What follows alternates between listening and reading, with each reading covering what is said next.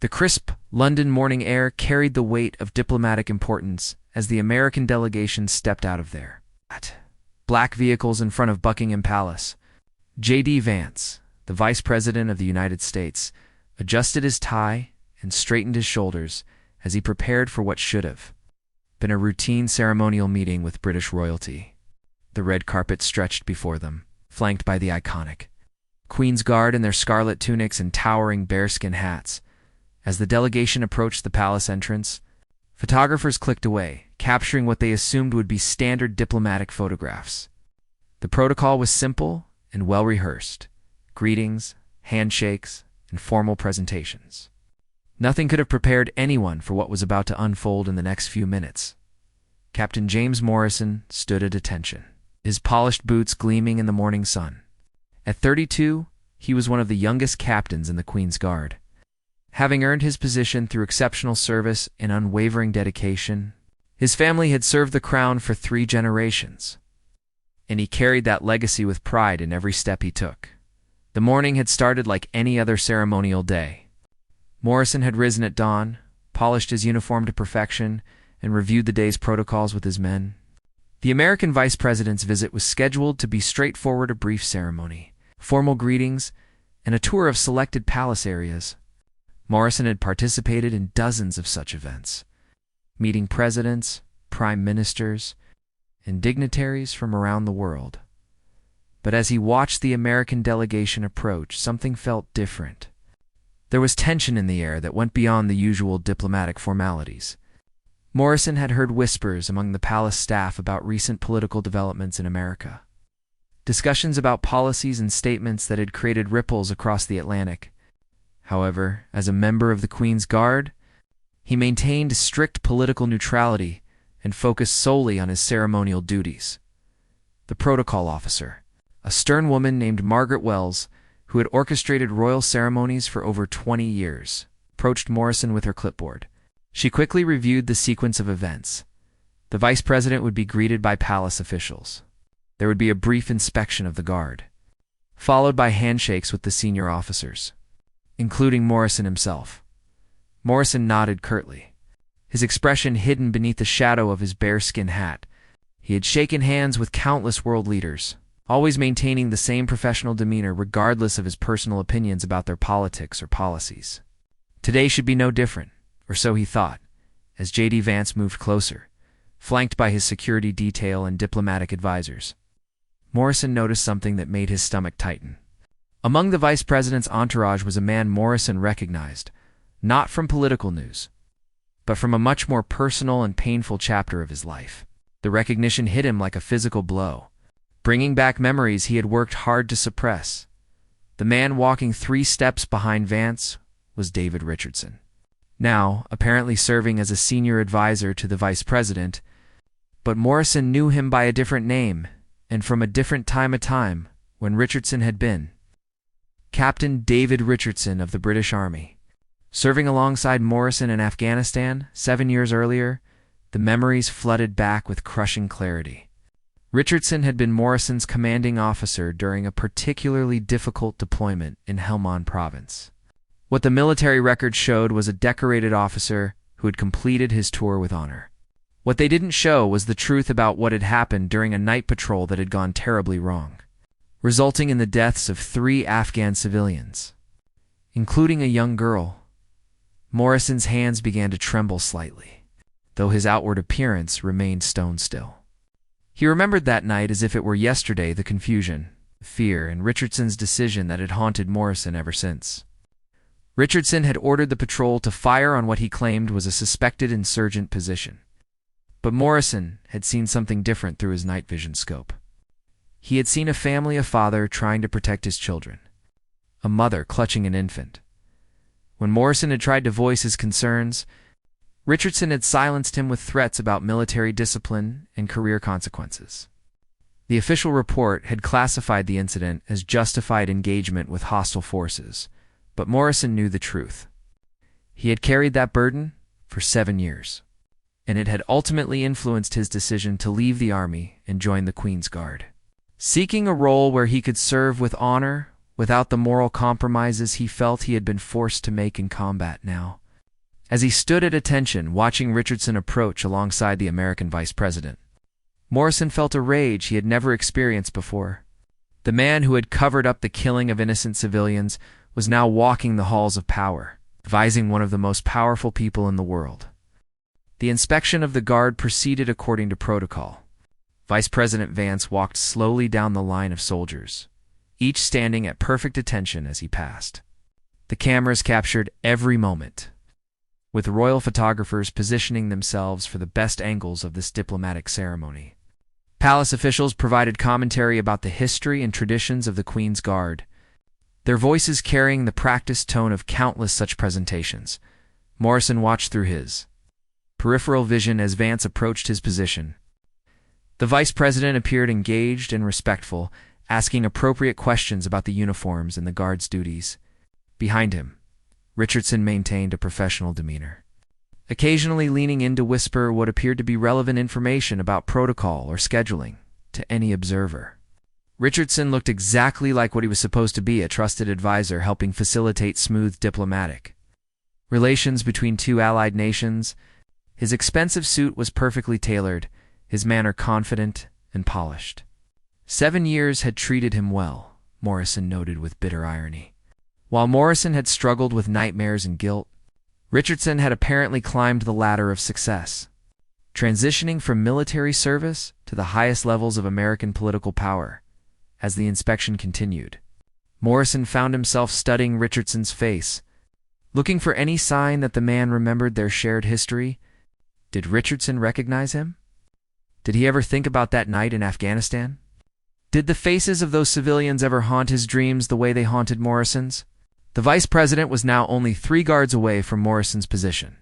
Palace staff moved efficiently around the ceremony, ensuring everything proceeded smoothly. The British Foreign Secretary, who had joined the welcoming party, engaged Vance in conversation about trade relations and shared security concerns. Everything appeared to be unfolding perfectly according to the carefully choreographed plan. Morrison's mind raced as he tried to process his emotions. His training demanded that he maintain perfect military bearing regardless of personal feelings. The Queen's Guard was renowned for their ability to remain motionless and impassive even in the face of distractions, provocations, or unexpected events. Tourists often tried to make the guards laugh or react, but Morrison and his colleagues had been trained to be living statues, symbols of British dignity and discipline. But this was different. This wasn't about maintaining composure in front of tourists or during a routine ceremony. This was about coming face to face with a man whose actions had violated everything Morrison believed about honor, duty, and the protection of innocent life. The irony was overwhelming. Here he was, sworn to protect and represent the Crown's values of justice and integrity, while being asked to shake hands with someone whose presence mocked those very principles. As Vance moved to the second guard away from Morrison, Richardson's eyes swept across the line of soldiers. For a brief moment, his gaze lingered on Morrison's face. There was a flicker of recognition, quickly suppressed, but Morrison saw it.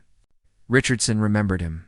The realization sent a chill down Morrison's spine, followed immediately by a surge of anger. The protocol officer, Margaret Wells, positioned herself near Morrison, ready to facilitate the introductions when the vice president reached him. She held her clipboard with the practiced efficiency of someone who had orchestrated hundreds of such meetings. Her role was to ensure that every handshake, every greeting, every photograph happened exactly as planned. Morrison could hear his own heartbeat thundering in his ears as Vance approached. The weight of his bearskin hat, usually a familiar comfort, now felt oppressive. His scarlet tunic, which he wore with such pride every day, seemed to constrict around his chest. The ceremonial sword at his side, a symbol of his oath to protect the crown and uphold justice, felt heavier than ever. Everything Morrison had been taught about duty and discipline warred with his conscience and his sense of moral obligation. He thought about the young Afghan girl who had died that night. She couldn't have been more than 8 years old. He thought about her father, who had been trying to move his family to safety when Richardson's order had cut their lives short. He thought about his own silence over the years, His decision to follow orders and keep quiet about what he had witnessed, standing here now, about to be asked to shake hands with the man responsible for that cover-up. Morrison felt as though he was being asked to betray not only his own conscience, but also the memory of those innocent victims. The handshake, a simple gesture of diplomatic courtesy, would be captured in photographs that would be distributed around the world. It would be a symbol of cooperation and mutual respect between allies, but Morrison knew it would also be a lie. Vice President Vance stopped directly in front of Morrison, his smile warm and genuine as Margaret Wells stepped forward to make the introduction. The cameras focused on them, capturing what should have been a routine moment of diplomatic courtesy. The clicking of camera shutters created a steady rhythm in the background as photographers documented the ceremonial meeting. "Mr. Vice President," Wells announced in her crisp British accent, "I'd like you to meet Captain James Morrison, one of our distinguished officers in the Queen's Guard." She gestured toward Morrison with the practiced grace of someone who had made thousands of such introductions over her. Courier Vance extended his hand with a respectful nod, clearly prepared to offer the standard pleasantries about the honor of meeting such a dedicated serviceman. His expression conveyed the appropriate mixture of respect and diplomatic warmth that the moment required. Behind him, Richardson watched with what appeared to be casual interest, but Morrison could see the tension in his former commander's posture. Morrison looked down at the vice president's extended hand, then slowly raised his eyes to meet Vance's gaze. In that moment, time seemed to slow down. The sounds of the ceremony, the quiet conversations, the camera clicks, the rustle of official papers all faded into background noise. Morrison felt as though he stood at a crossroads between his duty as a Queen's Guard and his conscience as a human being. The silence stretched for several seconds longer than protocol dictated. Wells shifted uncomfortably, her professional instincts telling her that something was amiss. The photographers continued their work, not yet realizing that they were capturing something far more significant than a routine diplomatic handshake. Morrison's mind flashed through a series of rapid calculations. He thought about his career, his reputation, his family's proud military tradition. He thought about the consequences of refusing to shake hands with the American vice president in front of cameras and witnesses. He thought about the disciplinary action he would almost certainly face, the end of his career in the Queen's Guard. It's a shame he would bring to his unit. But then he thought about the Afghan family again. He thought about the official reports that had buried the truth of their deaths. He thought about Richardson's rise to power, built on lies and covered-up atrocities. He thought about all the times in his life when good people had remained silent in the face of injustice, allowing evil to flourish through their inaction. "Captain Morrison," Wells prompted gently, her voice carrying a note of concern as she realized something unusual was happening. Morrison straightened to his full height, his decision crystallizing with absolute clarity. In a voice that carried across the courtyard with military precision, he spoke words that would be remembered long after the diplomatic pleasantries were forgotten. "I cannot, in good conscience, shake hands with this delegation." "Sir," Morrison announced, his voice steady and clear despite the thundering of his heart. Not while it includes a man who covered up the killing of innocent civilians. The reaction was immediate and electric. Gasps rippled through the assembled crowd of officials, photographers, and security personnel. Wells's clipboard slipped from her startled fingers, clattering to the ground. The clicking of cameras intensified dramatically as photographers realized they were witnessing something unprecedented. Vance's hand remained extended for a moment, confusion replacing his diplomatic smile. He glanced quickly toward his advisors, seeking guidance for a situation that clearly wasn't covered in any briefing materials. His security detail tensed, their hands moving instinctively toward their weapons before recognizing that the threat was diplomatic rather than physical. Richardson's face had gone pale, his composure cracking for the first time since Morrison had recognized him. His eyes darted between Morrison and the vice president, calculating damage and searching for exit strategies. The carefully orchestrated diplomatic event was spiraling into chaos, and Richardson knew he was at the center of the storm. Palace officials looked stunned, their well-rehearsed protocols useless in the face of this unprecedented breach of diplomatic etiquette. Security personnel from both nations stepped forward, uncertain whether this was a security threat or a political protest, but ready to intervene if necessary.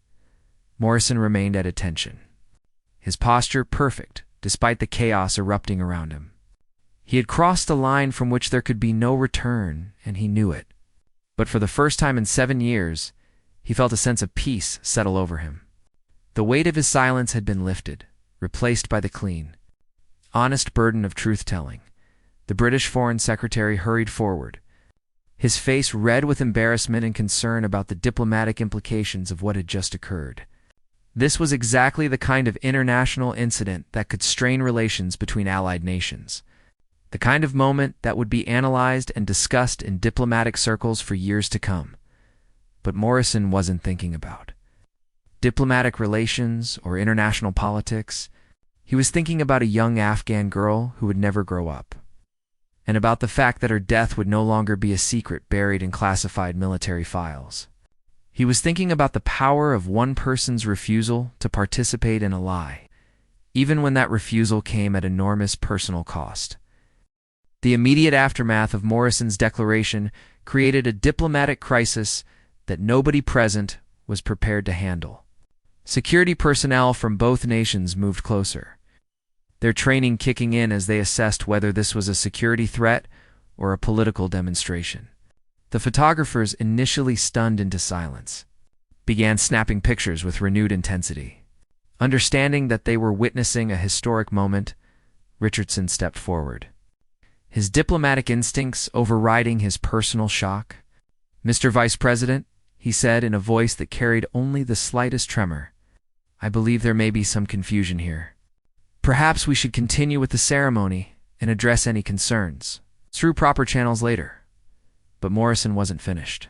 7 years of suppressed truth demanded to be heard, and he had already crossed the point of no return. "There is no confusion, sir," he replied, his military bearing impeccable even as he shattered diplomatic protocol. "I served under then-Captain Richardson in Afghanistan. I witnessed him order the killing of civilians, including children, and then participate in covering up those deaths." The color drained completely from Richardson's face. Vance turned to look at his advisor with growing alarm, beginning to understand that this wasn't simply a case of mistaken identity or a guard having some kind of breakdown. The specific nature of Morrison's accusations, delivered with such precision and conviction, carried the weight of truth. Margaret Wells, recovering from her initial shock, made a desperate attempt to salvage the situation. "Perhaps we should move this discussion to a private setting," she suggested urgently. Glancing around at the cameras and assembled crowd, "There are proper channels for addressing such serious allegations, but the damage was already done." The words had been spoken in front of dozens of witnesses and multiple cameras. By the time anyone could implement damage control measures, the story would already be spreading across social media and news networks around the world. The age of instant communication meant that Morrison's declaration was probably already being reported in real time. Vance, to his credit, handled the crisis with more dignity than many politicians might have managed. Rather than immediately dismissing Morrison's claims or retreating into defensive rhetoric, he stepped closer to the captain. "These are extremely serious allegations," he said quietly, his voice carrying both authority and genuine concern. "If what you're saying is true, then I need to know about it." Richardson moved to interrupt, but Vance held up a hand to silence him. The vice president's expression had shifted from diplomatic warmth to the cold calculation of a politician who suddenly realized he might have a serious problem within his own administration. "Captain Morrison, you understand the gravity of what you're claiming?" "I understand completely, sir," Morrison replied without hesitation. "I have carried the weight of this knowledge for 7 years. I watched innocent people die because of an order given by that man, and I watched him file false reports to cover up what happened. I will not shake his hand, and I will not pretend to respect him." The British Foreign Secretary appeared beside them, his face flushed with the effort of trying to manage a rapidly escalating diplomatic incident. "Mr. Vice President, I must apologize for this unprecedented breach of protocol. I assure you that this matter will be investigated immediately, and appropriate disciplinary action will be taken." But Vance raised his hand again. his political instincts recognizing that this situation required careful handling rather than immediate punishment of the whistleblower. Secretary, I appreciate your concern, but I think we need to hear what Captain Morrison has to say. If there are serious allegations about a member of my staff, I need to know the details. Richardson finally found his voice, though it came out strained and defensive. Sir, this is clearly a case of mistaken identity or false memories. Combat situations can be confusing, and sometimes soldiers develop incorrect impressions of events that occurred under stress. Morrison turned to face Richardson directly for the first time since recognizing him. July 15th, 2017, he said with unwavering clarity. Helmand Province, approximately 2:30 a.m. local time. You ordered Bravo Team to engage what you claimed were insurgent positions in a compound approximately 400 meters northeast of our patrol base. I was your designated marksman, and through my scope, I could see that the building contained civilians, including children. The specificity of Morrison's account sent a visible shiver through Richardson. These weren't the vague recollections of a confused soldier, they were the precise memories of someone who had been haunted by the details of that night for years. I told you what I saw, Morrison continued, his voice gaining strength as he finally gave voice to years of suppressed testimony. I told you there were children in that building. You ordered me to follow orders and engage anyway. When I hesitated, you threatened me with charges of disobeying orders in a combat zone. The assembled crowd listened in stunned silence as Morrison laid out his account with military precision. Palace officials, diplomats, and security personnel found themselves witnessing not just a breach of protocol, but the public exposure of what appeared to be a significant military cover-up involving a high-ranking American official, Vance's. Expression had grown increasingly grave as he listened to Morrison's testimony. As a politician, he understood the potential ramifications of having a war criminal in his inner circle. As a human being who was clearly disturbed by the detailed account of civilian casualties and institutional cover-up, Richardson made one more attempt to discredit Morrison's account. Sir, you have to understand, this man left the military shortly after that deployment. There were questions about his psychological fitness, stress reactions from combat deployment. These allegations are the product of trauma, not factual recollection. But Morrison was ready for this defense. I left the military because I couldn't continue serving in an organization that would cover up the murder of children. I have documentation, sir. I kept copies of my initial reports before they were altered. I have photographs from that night. I have the names of other soldiers who were there and who know the truth. The revelation that Morrison possessed documentation sent a visible wave of panic across Richardson's face.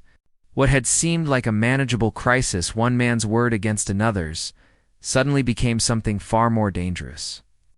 If Morrison actually had proof of the cover-up, Richardson's carefully constructed post-military career could collapse in a matter of hours. Vice President Vance stepped away from the group, pulling out his phone to speak quietly with someone, presumably his chief of staff or security coordinator. The conversation lasted only a few moments, but when he returned, his demeanor had shifted to that of a commander taking control of a crisis situation. Captain Morrison, Vance said formally, I'm going to ask you to accompany my security detail so we can discuss this matter in detail, away from cameras and crowds. These allegations are too serious to be handled in a public forum. Morrison nodded crisply. I'm prepared to provide full testimony, sir, including documentation and the names of witnesses. But I want to make one thing clear.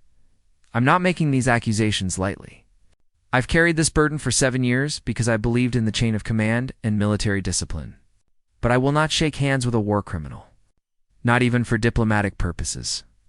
The British Foreign Secretary moved to interject again.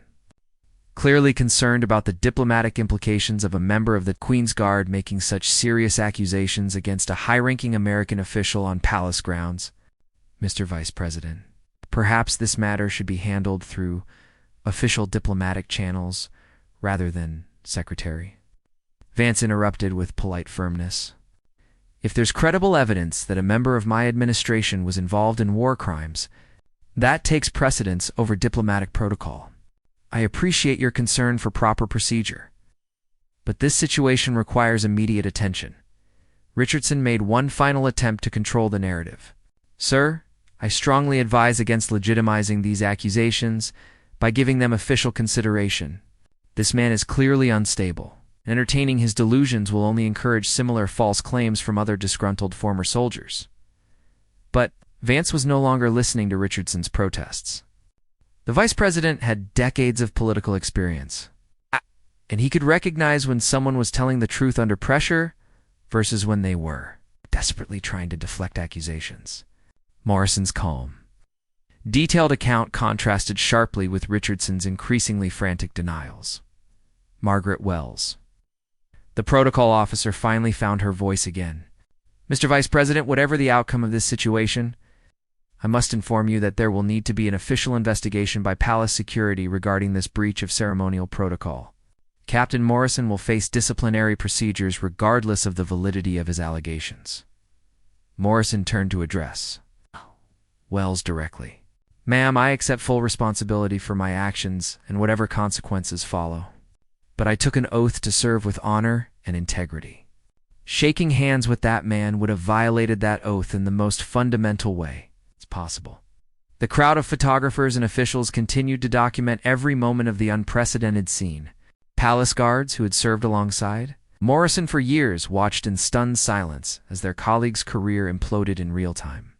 Some looked shocked, others appeared supportive, understanding that Morrison was taking a stand on principle despite the personal cost.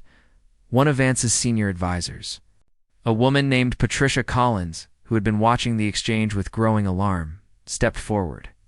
"Mr. Vice President, we need to consider the broader implications of this situation. If these allegations become public before we can investigate them properly, the political ramifications could be severe." Vance nodded grimly. "Patricia, contact the Attorney General's office immediately. I want a full investigation launched within the hour, and I want Richardson suspended from all duties pending the outcome of that investigation." Richardson's face went from pale to flushed red.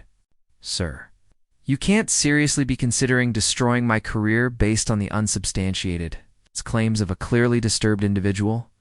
I've served this administration faithfully for 3 years. I've contributed to successful diplomatic initiatives across 3 continents. Are you really going to throw all of that away because of some soldier's post-traumatic fantasies?" The desperation in Richardson's voice was becoming more apparent with each word. His attempts to discredit Morrison were growing more personal and less professional. Suggesting someone who was running out of legitimate defenses, Morrison remained calm throughout Richardson's outburst, his military bearing unchanged despite the chaos swirling around him. "Mr. Vice President, I have no political agenda here. I gain nothing from making these accusations except the satisfaction of finally telling the truth. But I have photographs from that night, including images of the casualties. I have copies of my original reports before they were sanitized, and I have the contact information for 3 other soldiers who were present, and who will corroborate my account." Vance made his decision with the swift calculation of a seasoned politician who understood that trying to cover up serious allegations would ultimately be more damaging than addressing them head-on. "Richardson, you're suspended effective immediately. Collins, arrange for Captain Morrison to be taken to a secure location, where he can provide his full testimony and documentation too. Investigators, the British Foreign Secretary looked relieved that the Americans were taking responsibility for managing the crisis, rather than expecting the British government to handle it diplomatically. "Mr. Vice President will provide whatever cooperation is necessary for your investigation. Captain Morrison will be available to your investigators, though he will also face our own internal disciplinary procedures." Richardson made one final plea. "Sir, please reconsider. This will create an international incident. The media attention alone will damage relationships between our allies. Is it really worth risking so much for the unproven allegations of one disgruntled soldier?" But Vance had already turned away, his attention focused on damage control and crisis management rather than listening to more of Richardson's protests. The die had been cast the moment Morrison refused to shake hands and made his accusations public. Now the only question was how much damage would be done before the truth was fully revealed. 3 weeks after the incident at Buckingham Palace, the world had changed dramatically for everyone involved. Morrison sat in a small cafe near his family home in Yorkshire, reading the latest news reports about what the media had dubbed a handshake that shook to nations. The investigation he had sparked had expanded far beyond a single incident in Afghanistan, uncovering a pattern of cover-ups and falsified reports that implicated multiple high-ranking military officials. Richardson had been arrested 2 days earlier on charges of war crimes, obstruction of justice, and falsifying official military documents. The evidence Morrison had preserved for 7 years, photographs, original reports, and testimony from other soldiers had proven devastating. Additional investigations had revealed that the incident in Afghanistan was not isolated, but part of a broader pattern of civilian casualties that had been systematically covered up to protect military careers and avoid political embarrassment. Vice President Vance had acted swiftly once the investigation began, earning praise from both parties for his handling of the crisis.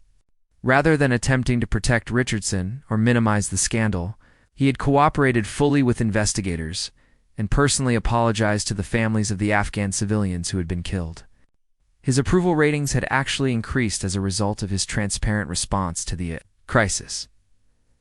Morrison himself faced a more complex outcome. He had been formally disciplined by the palace for breach of protocol and had been discharged from the Queen's Guard. However, public opinion had rallied strongly in his support, with many viewing him as a whistleblower who had courageously exposed war crimes despite enormous personal risk. Several veterans organizations had offered him employment, and a prominent human rights foundation had approached him about joining their investigative team. The psychological weight that Morrison had carried for 7 years had finally lifted. He slept better now than he had since returning from Afghanistan. The nightmares about the young Afghan girl hadn't completely disappeared, but they were less frequent and less intense. For the first time since that terrible night, he felt that her death had not been completely meaningless. It had ultimately led to justice and accountability. International relations between the United States and Britain had actually been strengthened rather than damaged by the incident. Both governments had used the crisis as an opportunity to review and reform their military oversight procedures, implementing new safeguards to prevent similar cover-ups in the future. The transparency with which both nations had handled the investigation had been praised by international human rights organizations. The media coverage had been intense, but generally fair, rather than focusing solely on the diplomatic breach of protocol. Most outlets had recognized the deeper story about military accountability and the courage required to speak truth to power. Morrison had given several interviews, always emphasizing that his actions were not about politics or nationalism, but about basic human decency and the responsibility to protect innocent life. Margaret Wells, the protocol officer who had witnessed the entire incident, had privately expressed her admiration for Morrison's courage, even while acknowledging that his actions had created the most challenging diplomatic situation of her career. The palace had ultimately decided not to pursue further disciplinary action beyond his discharge, recognizing that Morrison's actions, while a breach of protocol, were motivated by legitimate moral concerns. The families of the Afghan civilians killed in the 2017 incident had been contacted through international human rights organizations. While nothing could bring back their loved ones, they had expressed gratitude that the truth had finally been revealed and that those responsible were being held accountable. A compensation fund had been established by the American government. Though everyone involved understood that money could never truly address the magnitude of their loss, Richardson's downfall had been swift and complete. Additional investigations had revealed a pattern of falsified reports dating back to his early military career, affecting dozens of incidents and potentially hundreds of civilian casualties. His political career was over, his military honors had been revoked, and he faced the possibility of decades in prison if convicted on all charges. As Morrison finished reading the latest news report, he reflected on the chain of events that had begun with his recognition of Richardson that morning at Buckingham Palace. A simple handshake, a gesture that should have taken seconds and been forgotten immediately, had become the catalyst for exposing years of covered-up atrocities and bringing justice to forgotten victims. He thought about the moment when he had made his decision to refuse the handshake. In that instant, he had chosen truth over career, justice over protocol, conscience over convenience. The cost had been significant: his position, his career path, his comfortable anonymity. But the result had been worth every sacrifice. The young Afghan girl who had haunted his dreams for 7 years had finally received the justice she deserved. Her death, and the deaths of her family members, were no longer buried in classified files and falsified reports. Their story had been told, their killers had been exposed, and measures had been taken to prevent similar tragedies in the future. Morrison closed the newspaper and looked out the cafe window at the peaceful Yorkshire countryside. For the first time in years, he felt genuinely hopeful about the future. He had learned that sometimes the most important thing a person can do is simply refuse to participate in a lie, even when that refusal comes at enormous personal cost.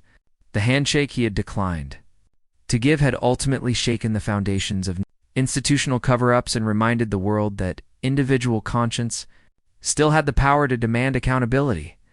From the most powerful institutions, the story that began with a refused handshake had become something much larger: a testament to the power of one person's refusal to remain silent in the face of injustice, and a reminder that sometimes the most diplomatic thing you can do is to refuse to be diplomatic at all.